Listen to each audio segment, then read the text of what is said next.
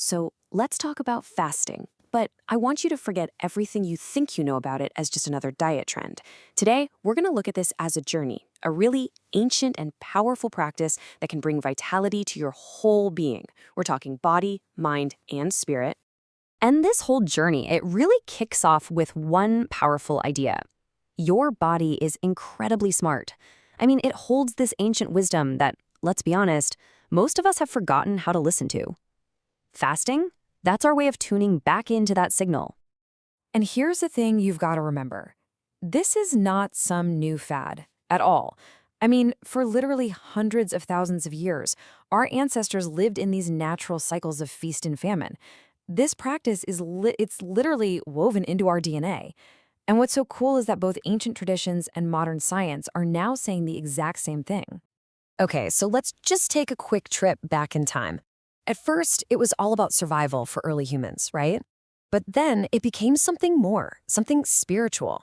You had ancient doctors in places like Greece and China using it for healing. Then it became a core part of pretty much every major religion you can think of. Fast forward to the 20th century, doctors started using it in clinics. And now science is backing it up as an amazing tool for a long, healthy life. All right, so how does this ancient practice actually do what it does? What's the magic happening inside our bodies? Let's dive into the science and talk about something called the metabolic switch. Okay, so one of the absolute coolest things that fasting unlocks is a process called autophagy.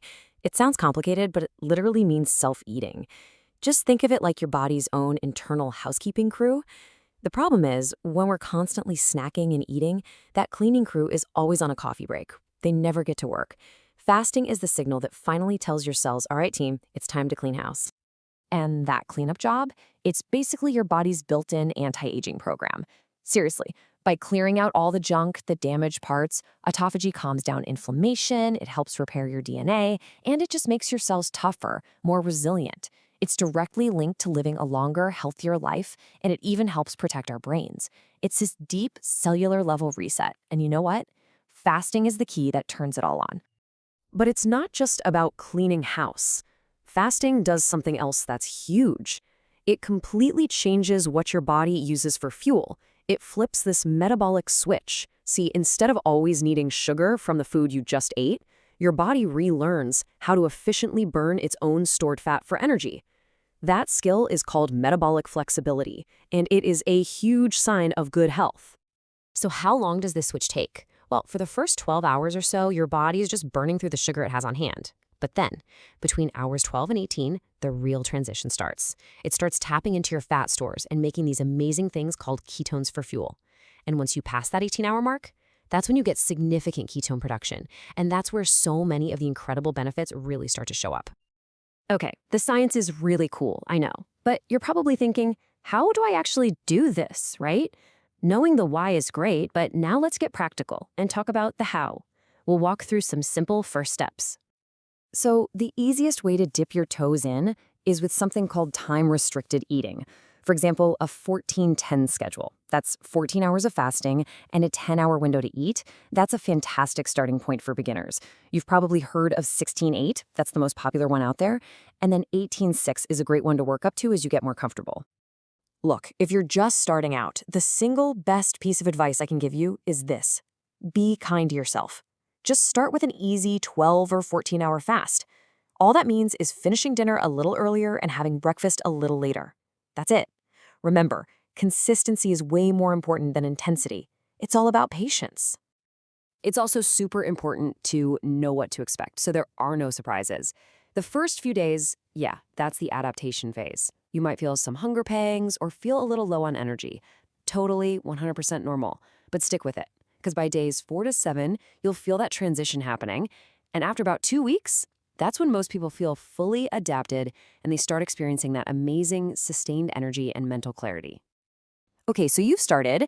Now, how do we make this experience not just something you survive, but something you actually enjoy? Let's put together a toolkit that'll help you thrive while you're fasting. Rule number 1, and this is the big one, hydration. Seriously, it is non-negotiable. Most of the time, when people feel bad, headaches, fatigue, it's just dehydration. So aim for about 2 to 3 liters of water a day. Think of it as the foundation of your entire fast. All right, let's tackle the big one. The question I know is on your mind. What in the world do you do when you feel hungry? Okay, here are a few things that really work. First, drink some water. A lot of the time, your brain mistakes thirst for hunger. A little herbal tea or black coffee can be a lifesaver too. But here's the most powerful secret. Hunger comes in waves. It's not this constant nagging thing. It'll show up and then it'll go away.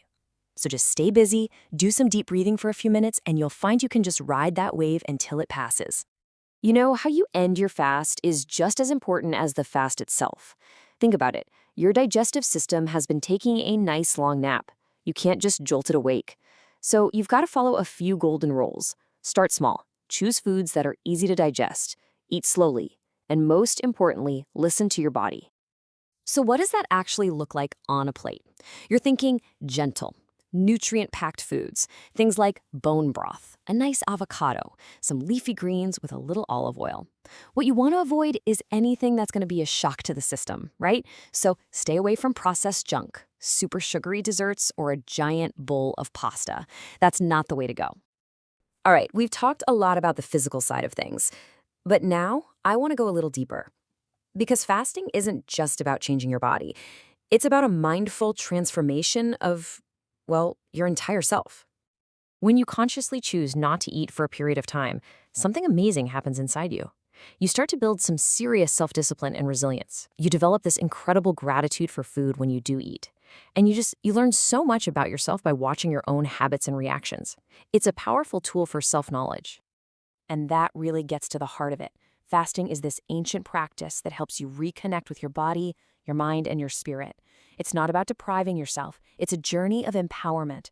It's about healing, and it's about discovering what you are truly, truly capable of. So I want to leave you with this one final thought. This whole thing, it's not just about changing your meal times. It's really an invitation to take a journey inward. So the real question isn't just, should I try it? The real question is, what will you learn about yourself when you begin?